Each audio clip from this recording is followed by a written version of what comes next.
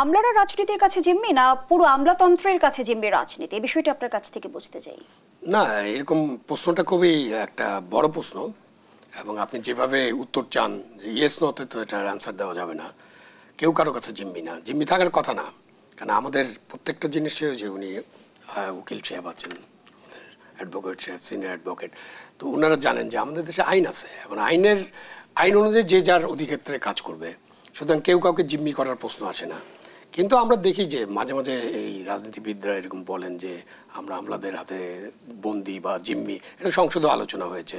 But এরকম থাকার কোনো কারণ নেই, কারণ আমাদের যে বর্তমান ব্যবস্থা আছে সেই ব্যবস্থায় সরকার যারা চালান তারাই ড্রাইভিং সিটে থাকেন, অন্যরা হলো তাদের অনুসরণ করেন, তাদের নির্দেশ মানেন। এখনও তাই হচ্ছে না।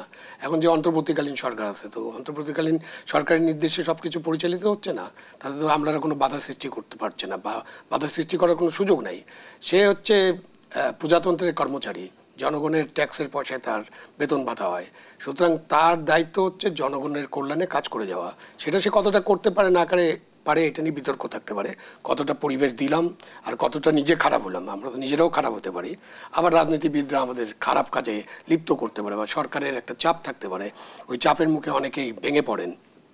তো সে কারণে এই জিম্মি হওয়ার বিষয়টা নাই।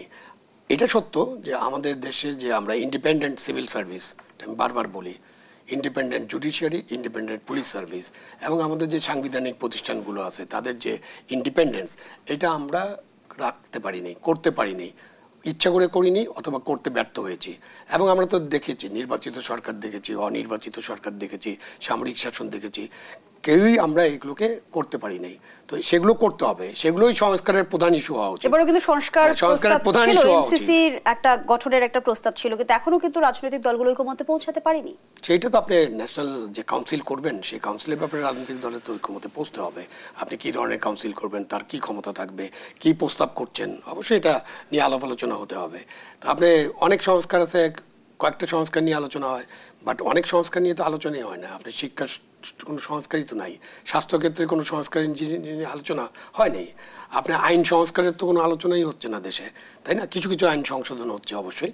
তো আপনি অনেক বিষয় আছে যেগুলো আরও ভালোভাবে করা যেতে পারতো এবং যেটার জন্য এরকম রাজনৈতিক ঐক্যমত্য দরকার হতো না। পার্লামেন্টের প্রয়োজনীয় বিষয়গুলো বাদ দিয়ে আমরা অগুরুত্বপূর্ণ বিষয়গুলো নিয়ে আলোচনা করছি না, খুব গুরুত্বপূর্ণ বিষয় নিয়ে আলোচনা করছি, মানে বেশি গুরুত্বপূর্ণ বিষয় নিয়ে আলোচনা করছি। বাট আরও অনেক প্রয়োজনীয় বিষয় আছে যেটা জনগণকে টাচ করে, সেখানে আমরা খুব একটা আলোচনা করছি না। জনগণের অর্থনৈতিক উন্নতি, আইন শৃঙ্খলা পরিস্থিতির উন্নতি, জনগণের চাকুরির ব্যবস্থা করা বা কর্মের ব্যবস্থা করা, এইসব বিষয়ে আমরা একটু কম আলোচনা করছি। এইসব আলোচনা নেই। আলোচনা তো ওই যে আছে, আপনি তো আলোচনা দেখছেন। আমরা রাজনৈতিক ঐক্যমত করার চেষ্টা করছি কি কি বিষয়, সংবিধানে কি কি পরিবর্তন আনতে হবে, প্রেসিডেন্ট এবং প্রধানমন্ত্রীর পাওয়ার শেয়ারিং কিভাবে হবে, দ্বিতীয় কক্ষ করা যায় কি না, 70 অনুচ্ছেদ, এবং তারপরে যে আপনি ন্যাশনাল একটা কাউন্সিলের কথা বললেন সেটা, এবং এরপরে প্রপোর্শনাল রিপ্রেজেন্টেশন একটা নিয়ে আলোচনা হচ্ছে।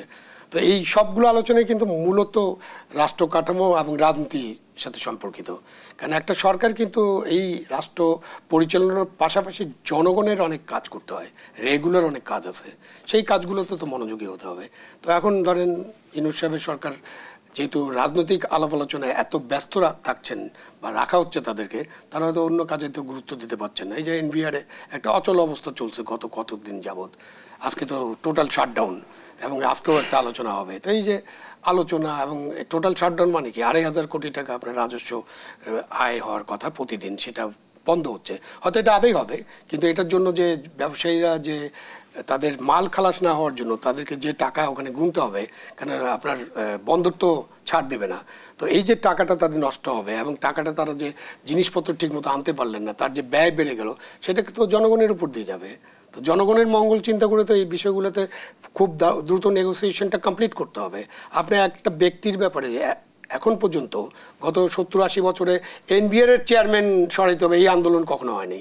আচ্ছা, যদি এই আন্দোলন হয়ে থাকে, মনে করেন এটা একটা অন্যায্য আন্দোলন, হতে পারে যে এটা অন্যায্য বা ন্যায্য যেটাই থাকুক, আমরা আন্দোলনের ফান্ডামেন্টালস নিয়ে যদি আলোচনা না করি, তো একটা ব্যক্তি তো আর বাংলাদেশে এক ব্যক্তি তো একেবারে উনাকে ছাড়া চলবে না এরকম নয়। এনবিআর চেয়ারম্যান করার জন্য আরও 50-100 জন থাকতে পারে। আপনার আছে, আপনি তাকে একটু সরিয়ে একজনকে দেন, তারপর আলাপ আলোচনা করে এটাকে বিহিত করেন। কিন্তু ওইখানে আমরা কেন মানে কেন আমরা ওইখানে স্টিক করছি যে না সরানো যাবে না, আর ওরাও আন্দোলন করছে সরাতেই হবে।